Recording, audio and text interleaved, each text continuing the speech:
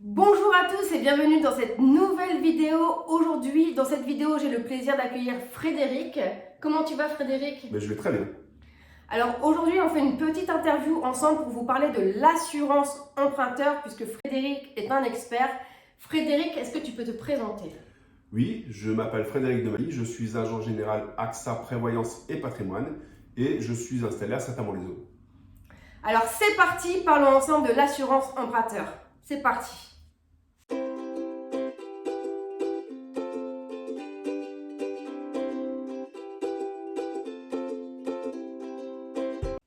Alors, l'assurance emprunteur, on la prend lorsque l'on fait un crédit. Donc, il y a le crédit et l'assurance emprunteur. Alors, Frédéric, est-ce que tu peux nous expliquer concrètement comment ça fonctionne? Bien sûr, l'assurance emprunteur est une assurance obligatoire, bien souvent proposée par les banques afin d'assurer le prêt immobilier. Ça permet de vous assurer lors d'aléas de la vie, qui peuvent être un arrêt de travail, une invalidité ou, le cas le plus important, le décès. D'accord. Et concrètement, lorsqu'on a par exemple une assurance emprunteur pour un arrêt de travail, Oui. comment ça se passe? La plupart du temps, ça respecte une franchise. La franchise, c'est un délai nécessaire à l'assurance pour dire de prendre le pas sur les remboursements que vous êtes obligé de faire. La franchise, elle va de combien de temps à peu près? Imaginons, moi aujourd'hui, je suis salarié, j'ai un accident de travail. Est-ce qu'on peut faire du coup une demande à l'assurance pour être indemnisé tout de suite? Bien sûr, le plus couramment, les franchises sont de 90 jours, autrement dit 3 mois. Mais il faut, dès le premier jour d'arrêt de travail, transmettre son arrêt de travail à son organisme bancaire. Pour une simple et bonne raison, c'est que ce sera le cumul des arrêts de travail qui arriveront à la franchise de 90 jours qui permettront effectivement à la banque et donc à l'assurance de prendre le pas. D'accord. Donc là, on a vu l'arrêt de travail. En cas d'invalidité, est-ce que c'est exactement les mêmes démarches? C'est la même démarche suivant le niveau de couverture de votre assurance. Tous n'ont pas les mêmes niveaux de couverture, mais c'est effectivement le même principe. D'accord. Donc de toute façon, tout ça, c'est écrit dans le contrat. Évidemment, c'est des choses que vous pouvez retrouver dans vos conditions particulières.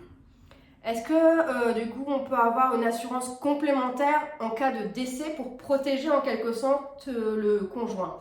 Évidemment, l'assurance décès est l'assurance incontournable. C'est l'assurance qui permettra effectivement de vous prémunir ou de prémunir le conjoint survivant dans le cas du décès d'un des deux emprunteurs. D'accord. Donc ça, c'est vraiment un point très important parce que moi, c'est la question qu'on me pose souvent. Oui. Des fois, certaines banques assurent les personnes, mais à 50%. Donc ça, c'est vraiment un point qu'il faut vérifier lorsque vous faites un prêt. Donc au niveau de l'assurance, que vraiment vous soyez à 100%. Donc j'imagine que ça coûte un petit peu plus par contre. Effectivement, les assurances fonctionnent par palier ou par niveau de couverture. Et bien évidemment, en fonction du niveau de couverture, le tarif est plus ou moins important.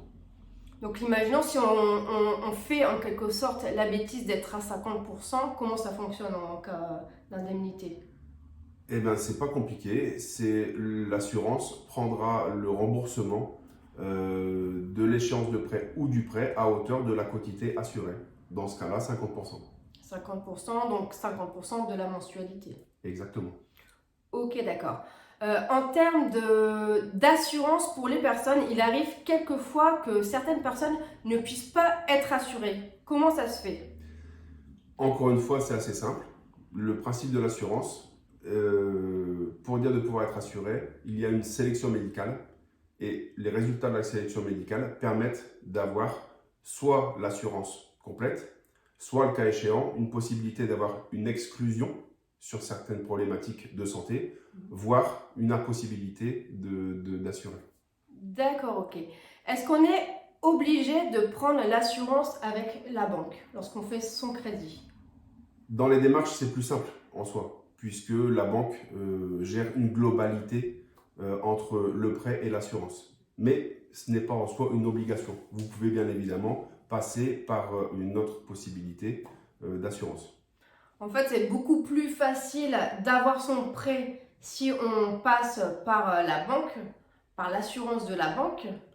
Par contre, par la suite, on peut éventuellement changer ou on est vraiment obligé de rester dans cette assurance. Alors, la délégation d'assurance, puisque c'est le terme, est possible dès le montage du prêt.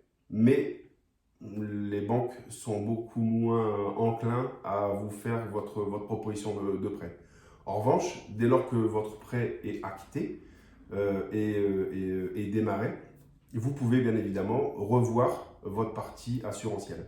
D'accord. Et sur quel délai à peu près on peut faire ça? Alors, il y a deux cas principaux qu'il faut retenir, c'est beaucoup plus simple. Le premier cas, c'est dans la première année durant laquelle vous avez déclenché votre prêt. Dans ce cas-là, vous pouvez revoir votre assurance emprunteur sans pour autant avoir de difficultés à le faire. La deuxième possibilité, c'est dès lors que vous allez au-delà de la première année d'ancienneté de votre prêt, vous êtes obligé de respecter la date anniversaire de votre prêt et à partir de là, 2 mois de préavis par rapport à votre date anniversaire. D'accord, ok. Donc ça c'est important de vraiment connaître bien ces délais. Donc à partir du moment où tu fais ton crédit, tu peux, dans un délai de 1 an, changer facilement d'assurance. Par contre là c'est à la date d'anniversaire et il y a une petite subtilité par rapport à la date d'anniversaire. La date d'anniversaire, ça correspond à la date de signature des offres de prêt. D'accord, et non du crédit. Exactement, et non du déclenchement du crédit. Ok, super. Est-ce que tu as d'autres choses à nous partager concernant l'assurance emprunteur? Je peux avoir d'autres éléments effectivement, parce que l'assurance emprunteur bien souvent est faite de manière assez simple et basique en banque. Pour autant, dès lors que vous faites appel à des professionnels, vous allez pouvoir vous rendre compte qu'il y a beaucoup de possibilités d'assurance, soit effectivement avec un coût moins important, soit avec un niveau de couverture bien plus élevé. C'est ça, par rapport aux besoins de chacun. Exactement. Donc, si vous avez des questions concernant l'assurance emprunteur, n'hésitez pas à les mettre en dessous de la vidéo. Frédéric se fera un plaisir de vous répondre. Évidemment. Si vous avez besoin d'informations complémentaires, vous pouvez bien sûr contacter directement Frédéric. Je vais mettre toutes les informations concernant comment faire pour le contacter, numéro de téléphone, mail, Facebook. Il y a plusieurs possibilités. Et moi, je vous dis à bientôt pour une nouvelle vidéo. Salut! À bientôt!